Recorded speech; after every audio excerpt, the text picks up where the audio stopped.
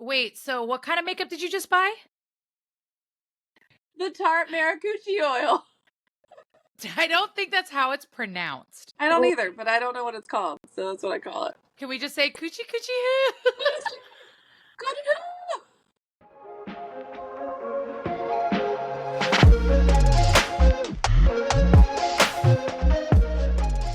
Hey guys, welcome back to the Dark Collective, where I am with the ever so gorgeous and ever so luscious Bethany and Jenn. I thought you were going to say lovely. As long as the word ever is in front of it, it works. She said ever so homely and ever so... No, it's like Dirty. Nothing will be as good as when you guys did the podcast without me and you're like, welcome to the podcast with a collective of dark. I can't. Wonderful. You guys, the crazy thing is we realized this because we just finished an amazing interview, which we'll get to here in just a bit. But as of today, Sinners is 11 and a half weeks away. Jenn is not thrilled. Or she is thrilled, but it's a scary thought because we've been... Yeah, because like as of right now, what's today's date? Today's the last month. Right? Like today's the 13th, right? I think today's the 13th. And it's crazy because in just 2 weeks, it will be a year since I met Jenn in person and met Bethany and scared the shit out of her forever and ever. I was going to say. It never ends. Bethany said, "Where's my carrot?" Stab her. I just picture Bethany like launching a giant carrot across the room at Red and just like... Oh, and the carrot reference, guys, is because the best way to describe Bethany, other than all the other nicknames, if you guys have ever seen The Secret Life of Pets with Kevin Hart, is this adorable little bunny, but is secretly a badass and will kill you? That's Bethany. Yeah. That is Bethany. She's a little sweet baby. So I'm going to be seeing Jenn. By the time actually this episode airs, I will already have been home and there and back. We are going to Valaris, Starfall Ball, which is super exciting. Jenn is actually going with the Dirty Llama Company with her amazing shop. Check it out. Plug. There you go. The crazy thing is, though, is I bought the tickets for this event 2.5 years ago. Like, it's crazy to think that that's so long ago. And this was before I even met Jenn and like flirted with her online and made her my best friend, and she had no choice in the matter. You're mine. So it's kind of crazy. And then I actually won't be seeing Bethany until Sinners, but these bamboozled bees get to see each other without me very soon. So what are you guys going to be doing? Well, so Bethany is coming in what was originally going to be a couple days, because we have to make some stuff for the swag bags because we're psychotic and that's what we do. So, yeah, like it started as like, ooh, you're going to come in for a weekend, and then I'll let Bethany finish that one. But I was just like, so yeah, we're gonna do a weekend. Do we have to do a weekend? Like, it's probably cheaper if I fly on a weekday. Like, I'll just move to Thursday and see if the flight's cheaper. And it was a little cheaper, so we were like, oh, this is perfect. Oh, it's gonna be right there. And then I was like, well, what if I move it to like Wednesday to see if that got like a little bit cheaper? And then I was just like, well, what if I did like a Tuesday to Tuesday? And like that's probably cheaper. And day a week, I'm already there. It's cheaper. Like, we might as well. I'm like, there's so much we have to make. You should be here for a week. Like, just it makes sense. You know, girl math. That's how it works. I don't care that girl math isn't trending anymore. To me, it still makes so much sense, and it justifies everything I do. Same. I was just talking. Oh, Jess and I were talking earlier, and we were like, I was talking about how I have to go through and like I'm donating a ton of my old clothes, and Jess is like, well, just send it to me. And I was like, well, hey, buy a plane ticket to here, and then I'll give you the clothes for free, so you're not spending all that money on new clothes. Girl math. I was like, tell Aaron. Like, yeah, you're spending $200 on a plane ticket, but you get free clothes. Exactly. Girl math. Totally makes sense. I'm just more excited. I mean, of course, I'm excited that you guys are going to be making a bunch of stuff for swag bags and other stuff, but I'm more excited about the shenanigans that will happen when you're together, because just from a couple episodes ago, we learned about how Bethany found coffee in Jen's house when really it wasn't coffee. It was 9% coffee martini. It was 12.7% Gotcha. espresso martini. Perfect. And you just have to up. It was a really big. Listen, I was laughing so hard because I woke up and I don't drink coffee. And I look over and Bethany has this giant cup of iced coffee, and I'm like, "Where did you get iced coffee from?" And she's like, "I got it from the fridge." And then like 30 minutes go by, and she's like, "It's so good." I'm like, "What is it?" She's like, "Espresso martini." The best part was we were sitting there chilling in bed and we were getting things done, and we looked at each other, we're like, we have a podcast episode in 20 minutes. Oh yeah. And I was like, and I'd already went and got a mimosa because I kind of let Bethany drink alone. I was like, I gotta get a mimosa before this episode. Gotta catch up. Yeah, so then I remember the episode very clearly because we recently posted it with Alexandria Lee. So and I loved it though because she matched your guys' energy so perfectly. I was like, this was epic moments of proportion because she was like, titties. I was like, perfect. Right. Love it. I always forget because that's when Bethany and I recorded in front of my bookshelf together. I know. I'm jealous. So jealous. But then Red is coming in at the end of July to work another event with me in Connecticut. And we are really excited because I cannot wait to meet a certain someone. Jen knows who it is. I'm really excited to meet her. But I'm praying that Jen loves me enough to bring her cousins down just so I can meet them before the event. We may or may not have already discussed it this weekend. Like, you guys can't see my face, but I'm fucking amped. So we're coming in, right? Like, where we can come down. It's like, Bethany knows. They did it for her, too. I just need them to, like, both be in my ear, being like, Kapak, Chowda. Just whisper sweet nothings. It's fine. Oh, wait. I have to say their names. Ed and Allison, because they listen to the podcast all the time. And they're like, you always refer to us as your cousins and you never say our names. So there you go. Well, hi, Ed. Hi, Allison. Yes, you're being mentioned on the podcast by all of us. Now, Bethany, say their names. Make sure they can hear you.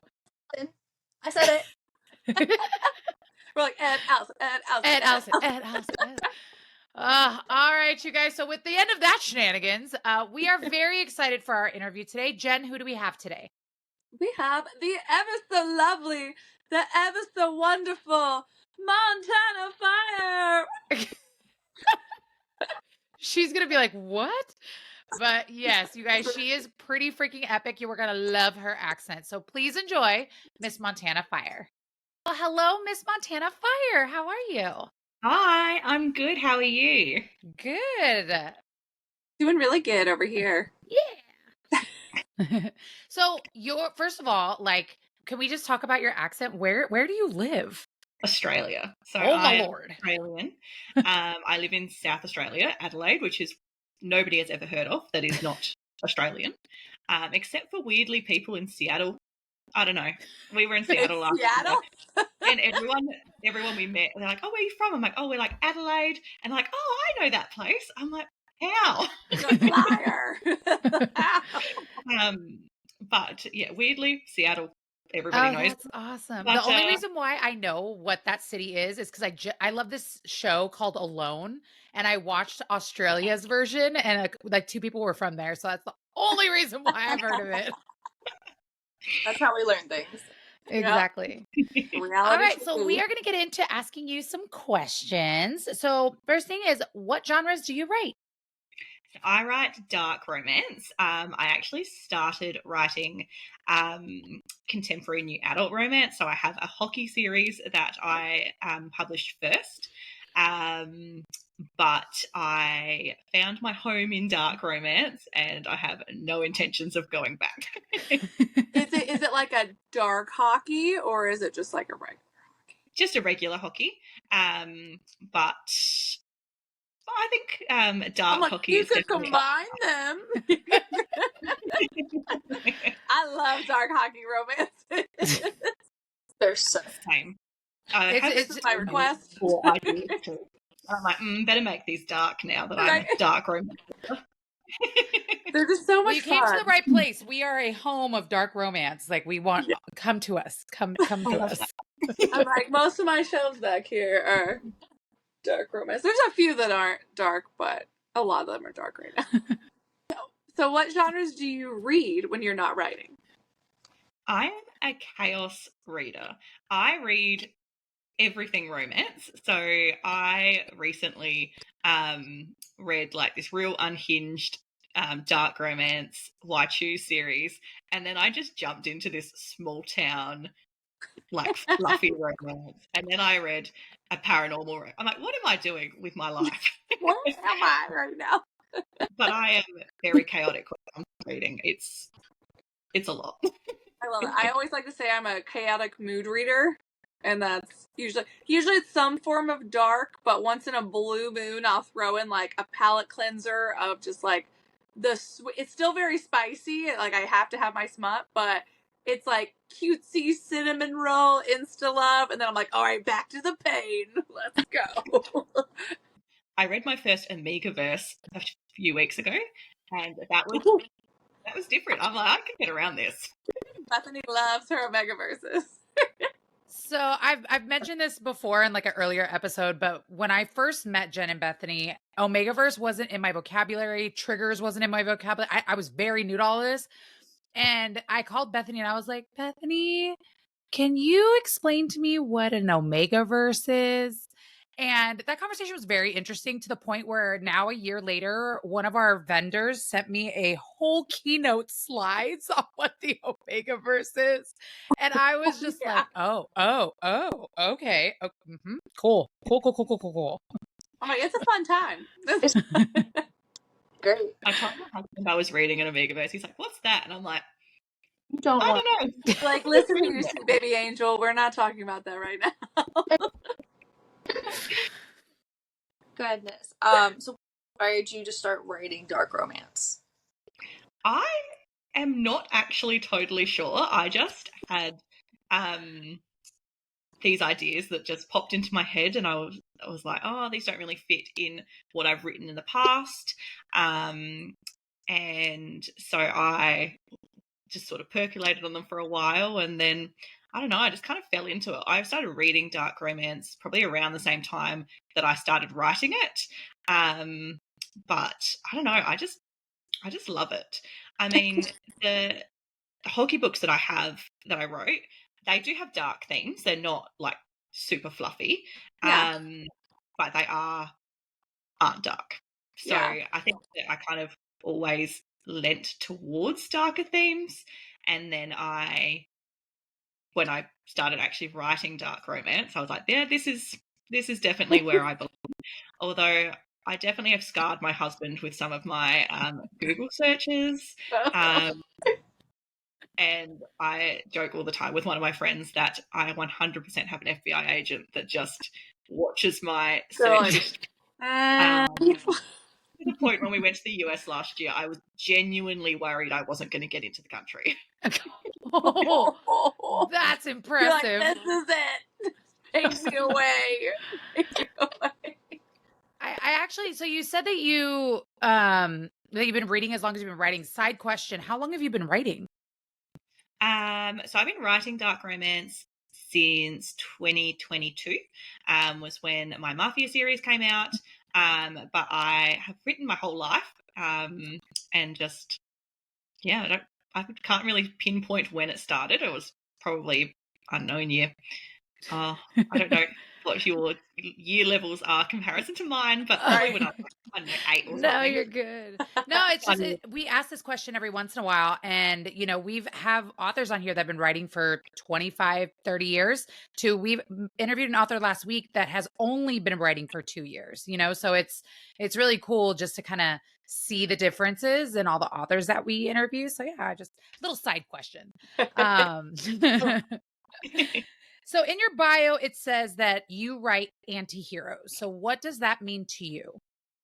So I write morally grey men that will do anything for their female main character. I don't like good guys much. I don't even really like good guys when I'm reading myself or watching a movie. Like, I always like the bad guy because, I don't know, there's that saying about the good guy will sacrifice you for the greater good, but the bad guy will sacrifice everything for you. So I think that's just what I love to write, what I love to read. And yeah, I'm all about that anti-hero life. That needs to be a sticker or a shirt or a sweatshirt or a poster. Like, I'd never heard that before. So that was just like, I love that. It's a good one. It is very, very good. But I think even like when I, Marvel and DC and stuff, I always love the villains. Like Loki from Thor is my very favourite. Yes. He is just hilarious, and he is classified as an anti-hero. So I love that. He's wonderful. So there's kind of a side question too. So out of all the books you've written, do you have like a favorite book that you've written? Probably Fall of Snow, which is the third book in my Frost Industry series. I just loved writing that book. It was the male main character in that is so unhinged, and so he doesn't care what he has to do to get her. Like, he will do literally anything. That's and I loved writing that book so much. And it's probably done one of the best, even though it is in the middle of a series. So special in that way. It got into the top 50 in the US Kindle store. Wow. That's amazing.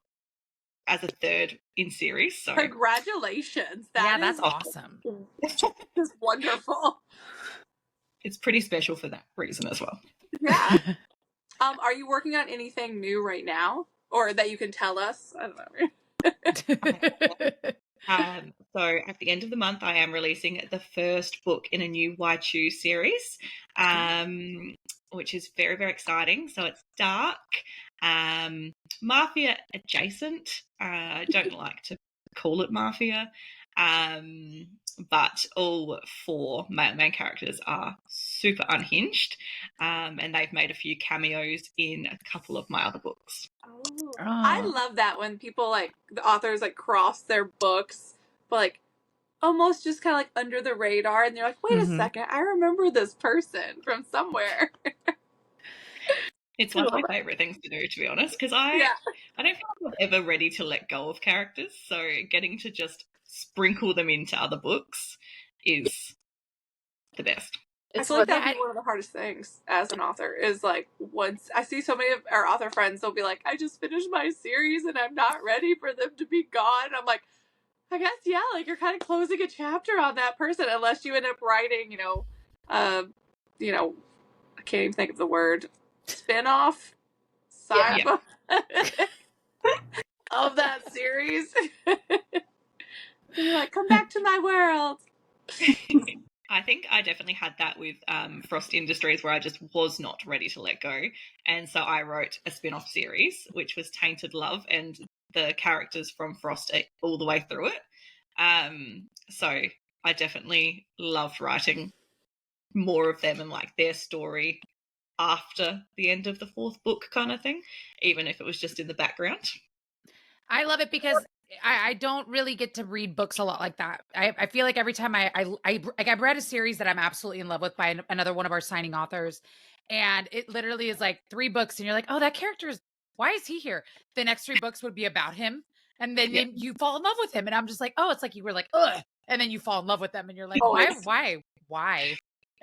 It's wild to me how authors can do that. They can take you from either loving a character and within a few chapters, you're completely rethinking your entire relationship with this character, or vice versa. You like hate them, they're awful, and then they like brush her hair back, and you're like, oh, yes, good love. I know he kidnapped and murdered her whole family, but he kissed her forehead. It's so sweet. Her little micro tropes is like the forehead kiss, or just like something small, and it makes you just forget about everything else he's done. Mm-hmm. First time I've ever heard of a micro trope. Thanks, Bethany. Really? Girl. There are so many good micro tropes. I'm still a baby in this industry. I'm getting there. Slowly but surely, we're learning, yeah.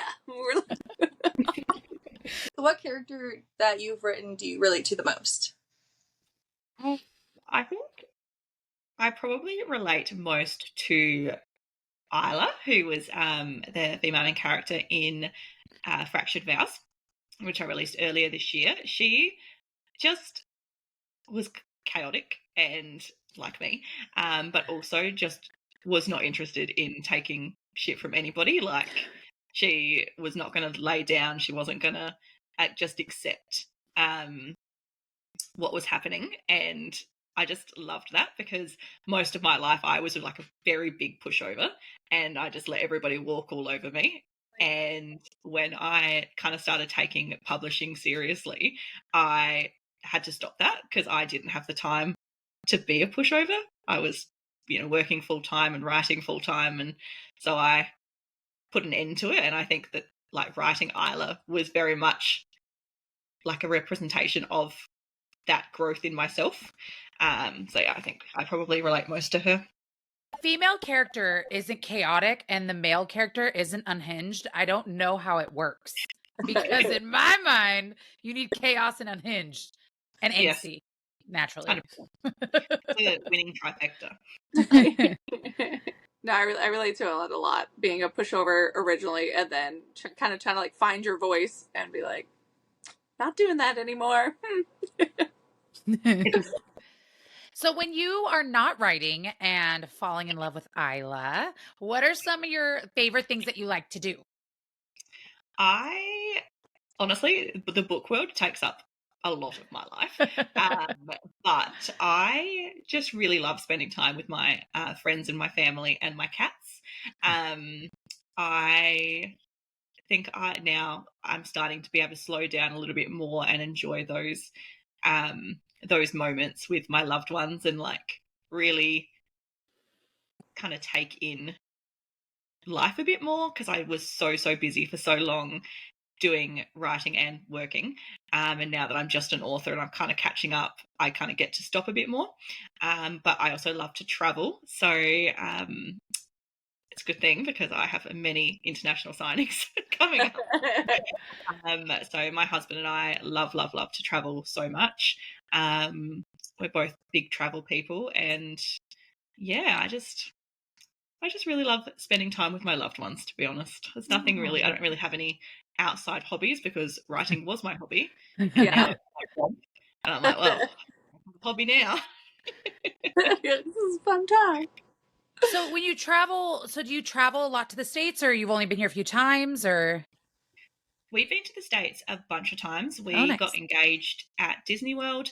Red is a Disney adult. Have you? I'm a diehard. Oh yeah. So is Bethany. Bethany goes to Disney World. I go to Disneyland. So I love both so much. And we also went to Disney World for a honeymoon. We did a big 6-week trip in the US for our honeymoon, which was like immediately before COVID. So when we were kind of coming back from the US was when they started asking, have you got a fever? Have you got a cough? And we were like, oh, no, we got back, and then the whole world shuts down. At least you made it back. I know. Honeymoon. And then we had a couple of years off travel because everything was shut down. Mm-hmm. And then last year we came over to the US for almost 2 months. And did US, Canada, and Mexico. It's like there's so many things that can murder me in Australia. Like, I swear to God, TikTok, keeps you away from Australia. Like, they do it on purpose. Every single night, I'm like scrolling through, and there will be at least 6 people, like, crime TikToks that are not crime, but like talking about like shark attacks and like all of this person got eaten by a great white shark and like all this stuff. And it's always in Australia. They're like, they were off the coast of Australia, and I'm like, like, never. It is. But I really want to go. We have many things that can kill you. Yes. But, and we also have we've had many serial killers. We're like a small island, not that small, but in population wise, we're like a small island with many, many things that can kill you. But weird Australia flex is that I've never seen a snake in the wild, and which I'm very happy about because I'm terrified of snakes. But where I live, we moved into this house about this time last year, and we're in like an estate thing. And in the Facebook group over summer, which has just kind of come to an end for us, there were all these people that were like, oh, there was a snake in my backyard. Oh, there was this. Oh, there was that. And I was like, oh, no. My weird You're like, get away. Yeah. And then I wouldn't go into our garage or in our backyard because I was convinced there was a snake. I was like, nah. That would be me. I feel like I would never go anywhere because I would be so afraid of the giant spiders and the snakes everywhere. I'd be like, I live in off-brand Australia, also known as Florida. oh yeah. I saw a snake like 2 days ago at my friend. That's now her house over right there next to me. That's her house now. That's where she lives. I don't have the big things. I have a lot of like my things are a bit smaller. I think, yeah. But there's a lot of them that don't love the people here. Yeah. But wait, can I ask you a random question? Do you ever see like kangaroos in your backyard? Like, is that a thing? No. That is not a thing. She like lives in the city. I live like not far from the Barossa Valley, which is like a very big wine region. So there probably are kangaroos not far from where I live, but I haven't seen one in the year that I've been here. So I know we got way off track, but I'm like, you see these kangaroos that are like ripped, and I'm like, that motherfucker would kill me. So yes, Red, we did get a little off track.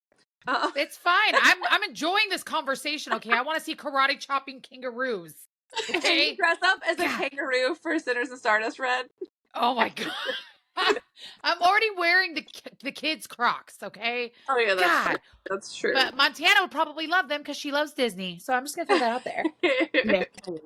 I love all things Disney. I literally it's an ongoing joke with our volunteers because on their very first meeting, I was really excited because it was like right before we introduced ourselves because I won the lottery to get the Cars Crocs and they came in that day and I did not know they freaking light up like kids' shoes. They are amazing. That is so fun. So that's an inside joke with our volunteers of Lightning McQueen and like Life is a Highway, Ka-chow, all that. It's just really weird, but like it makes our volunteers just think we're a little bit weirder, which makes them love us a little bit more. So we're fine with it. And they're right there with us, so it makes us love them even more. Exactly. So I feel like every time I see you at Sinners and Stardust, you're just going to have someone following you around with Life is a Highway, like playing. That's the only song we're going to play at the ball. Oh, hell yes.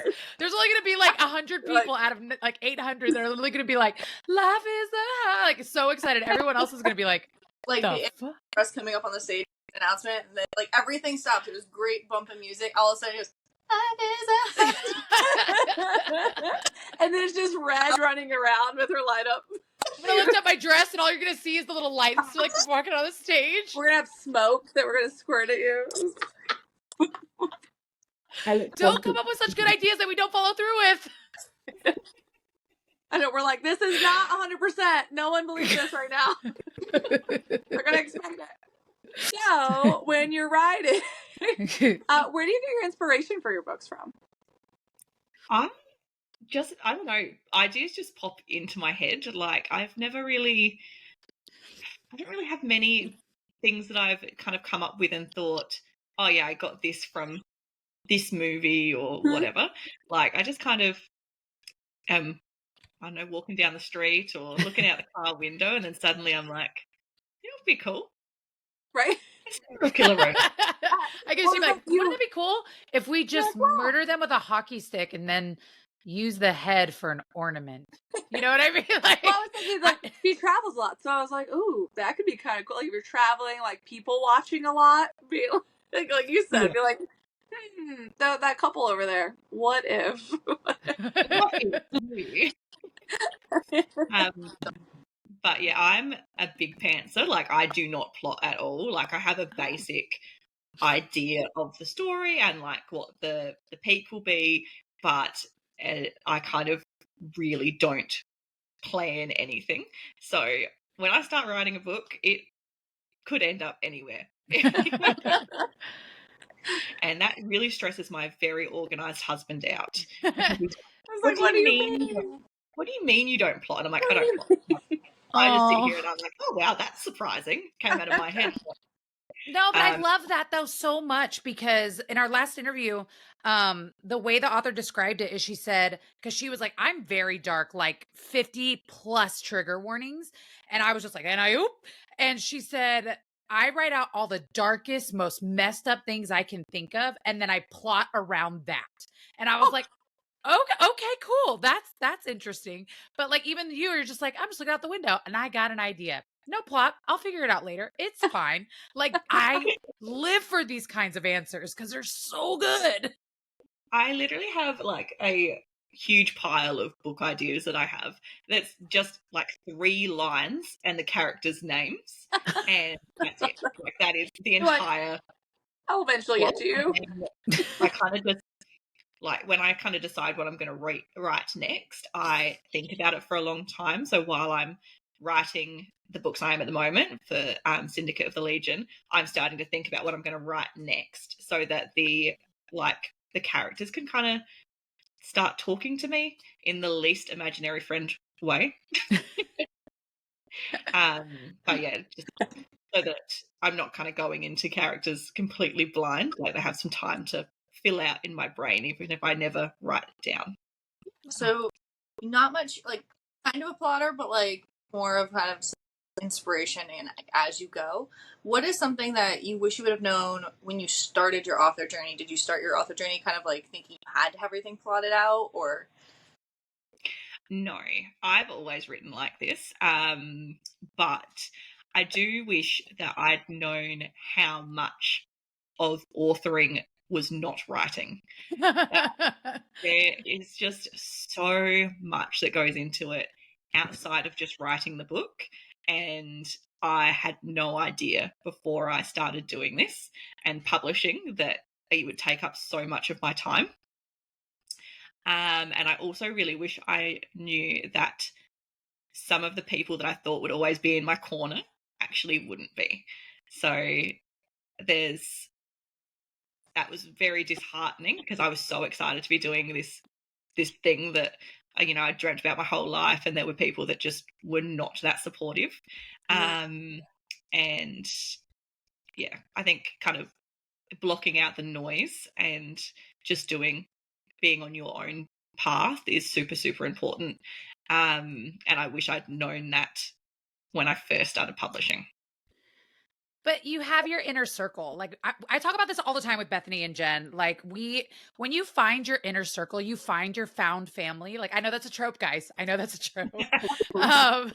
But you know, I wholeheartedly agree with you, because I didn't know that being an author was more than just writing, because again, it's not my field. And I've learned that so much in our journey with Sinners and Stardust and hearing about it. So like, I love that you're just like, you know what? That's fine. It sucks. I hate it. Like, but you have your inner circle that's always going to be your biggest cheerleaders. And that's what's so, so fucking important. 100%. I have some incredible friends who are always so interested and always my number one fans. And my husband is literally the MVP of Team Fyre. Like, nothing would get done without him. He designs all my covers. He built my website. Like, and he is the one that keeps me going when I'm like, I don't want to do this anymore. I want to go back to working a 9 to 5 when I just had to work like you can do it. Is Mr. Montana going to be at Sinners? Yes, he'll be my assistant. I call him my slave mum. We love the supportive partners. We're like, yes. He loves coming to signings with me. He's the best. I love it when I get to meet the husbands of my clients.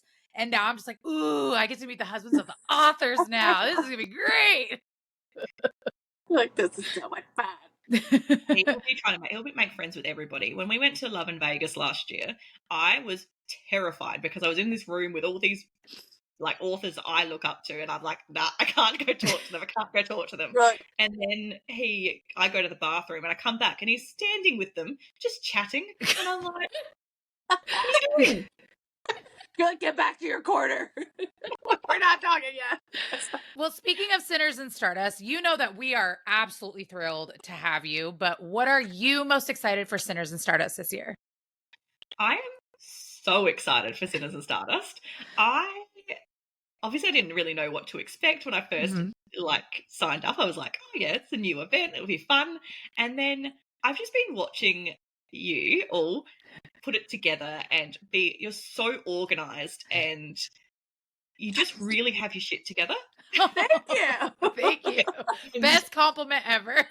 And I live for those compliments so many times. I'm like, I'm so excited for Sinners and Stardust because I just think it's going to run so smoothly. And we've never been to Boston. It's been a big place on our bucket list for a long time. So we're really excited to go to Boston, but we're just super, super excited to sign and go to the ball. And so exciting. Need to figure out what I'm going to wear. Haven't thought about it yet. Boston. I know. Red was telling me earlier what she's planning on wearing, and I'm just like, well, because I'm a creature of habit. Like I have this one dress, and I have it in 3 colors, and it's very beautiful, glam, body hugging velvet. And then I just add accessories to make it look different at all these events. And Jen's just like, yeah, cool. I don't know what I'm wearing. Help me. And like we've asked, because we ask this question almost in every interview. And one of my favorite answers was one of them said, I'm so excited for the ball because I'm going to dress like a fucking star. I was like, yes. We either get people saying they're dressing like a star or they're going to dress as slutty as they can. I'm like, yes. Oh, and there's so many, like, I can't wait. I mean, everyone can't wait for the ball just because we haven't announced anything, no spoilers here, but like, it is going to be amazing. But for me, and I know that Bethany and Jenn are feeling the same way, like we are so excited for the author meet and mingle because it takes away that pressure of like worrying about selling stuff and all that kind of stuff where you just get to like hang out and chat with your husband and people because your husband's going to be like, hey, come here. You're going to be like, oh my God, what are you doing? You'll know him as soon as you see him. Like he'll just be the Australian who is just talking to everybody, and everybody will talk to him because people love Australians, especially people in the US. Like I don't know, anytime we talk in a bar or something, we suddenly have like 10 different Americans it's that are like our ears like perk up, and we're like, is that an accent? But Sam loves an accent, so he is the most excited to be around people. Oh no, I'm obsessed with the Boston accent. Jen's cousins, they have the thickest, strongest Boston accent. And I was having a bad day, and Jenn told her cousin sent me, because all I ever wanted to hear when we went to Boston, because we've been twice now for the event, and all I wanted to hear were the 2 words "ka" and "pak." That's all I wanted to hear. Together, separate, I really didn't care. Her cousin sent me a voice message like, hey, Red, when you're in Boston, we're going to go park the car and have some lobster rolls. And I was like, I was saying like all the stereotypical like New England things. So good. She's like, we're going to go get chowder. Like she said chowder. Like, oh God, it's so good. But no, you're right. We as a collective love Australian accents. Our very first podcast episode was Opal Rain. And so we all were just like, just talk. We just want to hear you talk. An American editor, and I still, my books are still full of Australianisms that she has to remove. Every time I'm like, I'm sorry. But it's okay. If you ever want to send me a draft with all your Australianisms, I will take it because I will read it and be like, the sandal moved the boat? What? Like, I'm just going to be so confused. But it'll be good because I'll love it. I'll read it and be like, this will make sense. Like, it'll all come together in the end. It'll be great. It'll be perfect. Well, thank you so much, Montana. I know on behalf of myself, I cannot wait to meet you. I'm super stoked to see you in Boston. It's going to be so much fun, and I can't wait to meet you as well. Thank you for being on this episode. Thank you. Thank you so much for being here and letting us be weird and talk about all fun things and be adults for a few minutes. But thank you again so much for being on. Yeah. Thank you so much for having me. It was so fun. Of And course. I can't wait to see you in Boston. Yeah, No, it's like so 3 months. It's not even 3 months yet. Jen, it's 11 weeks. I thought you were 11 saying 11 months. I'm like, I was right. No. 2025. I know from now it'll be like, by the time this episode posts, it'll be like 2 months. No, it'll be like 2.5. I know. Well, Montana, how do we find you on socials? So I am on all socials. I do have a Twitter or an X or whatever, but I don't use it. So if you follow me there, sorry. But I have Instagram, Facebook, TikTok, all the fun things. And most of the time I'm pretty consistent, but sometimes I just drop off the face of the earth. Oh, perfect. And what's your handle? At Montana Fyre _author. Perfect.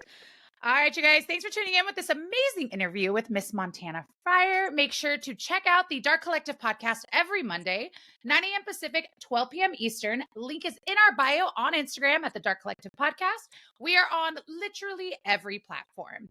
Thanks again, guys. See you later. Bye.